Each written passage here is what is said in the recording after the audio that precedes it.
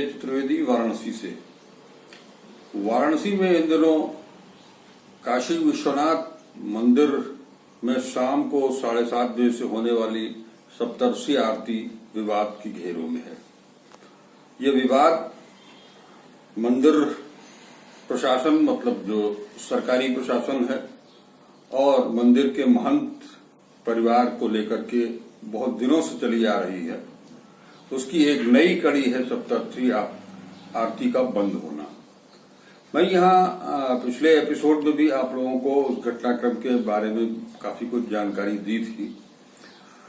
अब एक चीज मैंने यहाँ तमाम लोगों से, विद्वानों से बातचीत की, जिसमें संकट मोचन मंदिर के महंत प्रोफेसर विश्वम्भर नाथ जी मिश्र से भी बातचीत हुई, और ये भी बता दें कि उस आरती को बंद करने के संदर्भ में श्री काशी विश्वनाथ मंदिर के महंत डॉक्टर कुलपत तिवारी ने लंबे अरसे के बाद काशी की परंपरा को जीवित रखते हुए शास्त्रार्थ की चुनौती भी दी है। एक चीज मैं यहाँ बताना चाहूंगा कि ये सप्तर्षि आरती का इतिहास 300 साल पुराना है।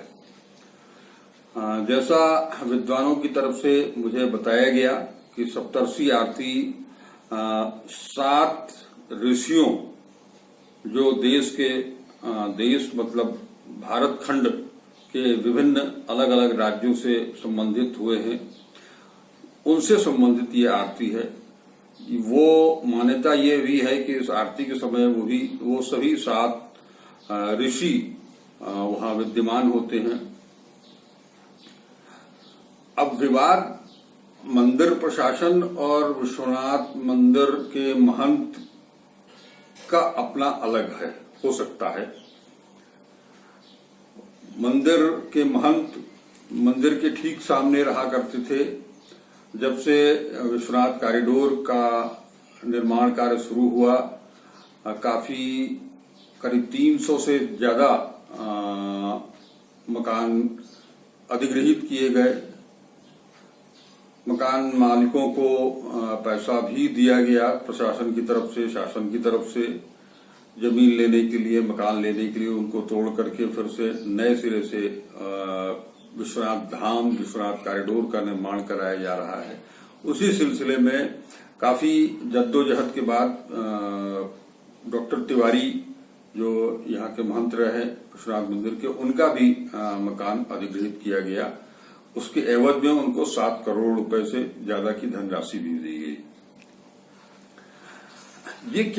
ये पूरा ही विवाद इतर है। अगर प्रशासन चाहता तो इस मामले को अलग रखते हुए जो अर्चक हैं आरती के, सप्तर्षि आरती के, उनको इजाजत दे करके उस परंपरा का निर्वहन किया जा सकता था। अब यहाँ एक चीज बताना जरूरी है, क्योंकि आरती मंदिर प्रशासन ने अपनी तरफ से शुरू भी करा दी है, इसलिए ये बताना जरूरी है कि जो लोग सप्तर्षि आरती से जुड़े हुए थे वो ही क्यों इस आरती को करें। एक सामान्य सी चीज है। आज 20वीं शताब्दी और 21वीं शताब्दी में जहां स्पेशलाइजेशन की बात की जा रही है, हमारे भारतीय शास्त्रों में, भारतीय संस्कृति में प्राचीन काल से ही विशेषज्ञता का प्रमाण मिलता है। उसी कड़ी में जिस तरह से अगर आपके शरीर में तमाम तरह की जो बीमारियां होती हैं, उसके लिए आप अलग अलग डॉक्टर्स के पास जाते हैं। अगर आपको कैंसर जैसी बीमारी है तो उसका इलाज जनरल फिजिशियन नहीं कर सकता है। अगर आपको डायबिटिक है तो उसका इलाज ऑर्थोपेडिक नहीं कर सकता है। अगर आप हार्ट की बीमारी से ग्रसित हैं तो उसका इलाज हड्डी वाला डॉक्टर नहीं कर सकता है। जो काम मेडिकल साइंस में है उसी तरह से इंजीनियरिंग में भी है, सिविल, इसीलिए अलग अलग सेक्टर बने हुए हैं। सिविल इंजीनियरिंग का काम अलग है, मैकेनिकल इंजीनियरिंग का काम अलग है, इलेक्ट्रिकल इंजीनियरिंग का काम अलग है। अगर हम धार्मिक तथ्य में ही बात करें तो जो टोली सुंदरकांड का पाठ करती है वो रात को नवरात्र में जगराता नहीं कर सकती है। जो पंडित सावन के महीने में रुद्राभिषेक कराते हैं वो दुर्गा सप्तशती का पाठ नहीं करते हैं। और सबसे प्रचलित चीज आपको बता दें कि कर्मकांड हिंदू धर्म में बहुत सारे हैं। अब अगर जो वैवाहिक कार्यक्रम कराते हैं वही श्राद्ध कर्म भी कराते हो ये जरूरी नहीं है। जिस तरह से अगर अब इसका एक साइंटिफिक रीजन भी है, जिन अलग अलग पूजाओं के लिए पूजा विधि अपनाई जाती है, अलग अलग उसके शास्त्र में मंत्रों का प्रावधान किया गया है। उन मंत्रों के आरोह अवरोह, उनका आलाप, वो कब मध्यम होंगे, कब वो उच्च स्वर में जाएंगे, उनको किस तरह से उच्चारित किया जाएगा, इसकी एक दीक्षा होती है। इसके लिए विशेष पाठशालाएं हुआ करती थी। जिस तरह से आप बात करेंगे, हम इसका उदाहरण एक और चीज से दे दें कि अगर कोई कालीन का बुनकर है, परंपरागत रूप से वो उसके यहाँ कालीन की बुनकरी होती है, तो वो बनारसी साड़ी भी तैयार कर लेगा ये जरूरी नहीं है। ये हो भी नहीं सकता है क्योंकि दोनों की कला में अंतर है। इसीलिए पीढ़ियों से जो पुरोहित, जो पंडित 300 साल से सप्तर्षि आरती करते आ रहे थे, उनको एक विशेष दीक्षा दी गई थी। वो दीक्षा उनके पिता, उनके दादा परदादा ने दादा को दी होगी, दादा ने पिता को दी होगी और पिता ने जो है वो अब बच्चों को दी है। ये उसमें 50 साल से 60 साल से ऊपर के लोग भी हैं, वो अपनी अगली पीढ़ी को दीक्षित कर रहे हैं। आपको यहाँ एक और उदाहरण दूं कि यहीं महामना की नगरी में काशी हिंदू विश्वविद्यालय में एक संस्कृत धर्म विद्या विज्ञान संकाय है। पिछले जुलाई अगस्त में बहुत बड़ा आंदोलन बनारस में चला, वैश्विक आंदोलन हो गया था वो, जिसमें तमाम फिल्म स्टार से लेकर के और नेता तक भी शामिल हुए थे। वहां एक विवाद ये हुआ कि राजस्थान के एक डॉक्टर फिरोज की नियुक्ति हुई एसोसिएट प्रोफेसर के रूप में।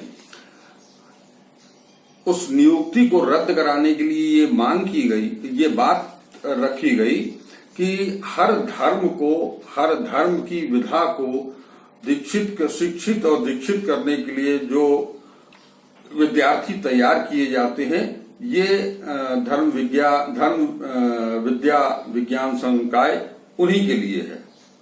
यहाँ से शिक्षित जो भी विद्यार्थी होते हैं वो मंदिरों में, विभिन्न मठों में जाकर के पूजा अर्चना को अलग अलग विधियों से पूजा अर्चना को संपन्न कराते हैं। अब आज की स्थिति में जो पीढ़ीगत रूप से सप्तर्षि आरती करते चले आ रहे हैं, निश्चित तौर पर शास्त्रोक्त विधि से उनको ही इस आरती को करने देने की छूट मिलनी चाहिए, ऐसा काशी के विद्वानों का भी मत है। हालांकि इस संदर्भ में विश्वनाथ मंदिर प्रशासन, जिनके अधीन आता है कमिश्नर वाराणसी मंडल दीपक अग्रवाल, ने कहा भी था कि इसको न्यास परिषद में रखा जाएगा और न्यास परिषद जो निर्णय लेगा उसके अनुसार ही आगे की कार्रवाई होगी। लेकिन यहाँ एक फिर से पेच फंसा हुआ है। न्यास परिषद जो है वो उसका कार्यकाल दिसंबर 2019 में पूर्ण हो चुका है। अब वो न्यास परिषद कब गठित होगा, कब उसकी बैठक होगी, उस न्यास परिषद का अध्यक्ष कौन होगा, इन सारी चीजों को लेकर के भी एक संकट की स्थिति पैदा हुई है। ऐसे में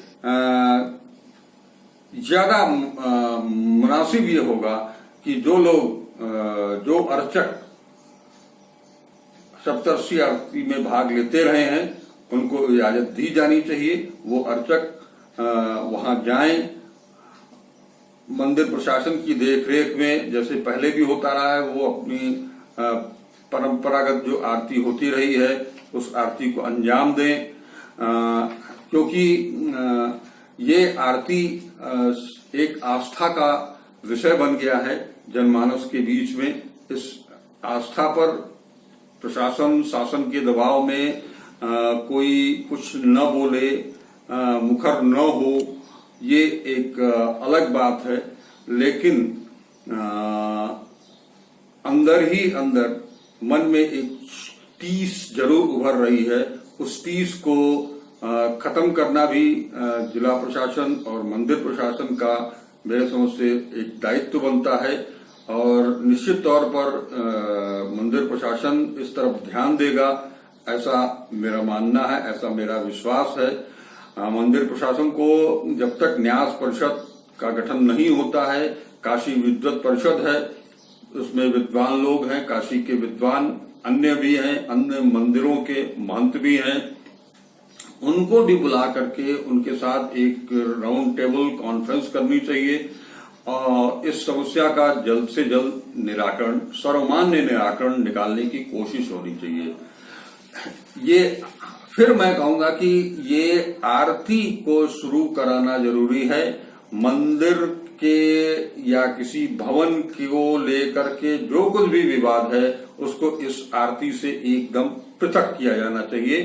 परंपरा आरती की है, परंपरागत रूप से काशी विश्वनाथ मंदिर में पूजन अर्चन होते रहना चाहिए।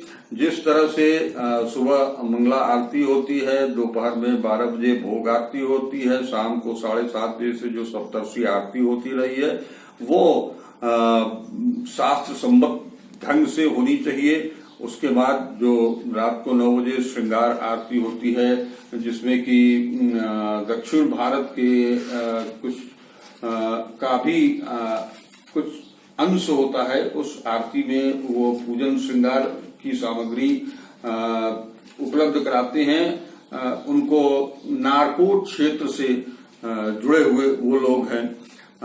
उसके अलावा रात में फिर जो 10 बजे शयन आरती होती है बाबा की, ये सभी आरतियां परंपरागत रूप से विधि विधान से शास्त्र सम्मत ढंग से हो, ताकि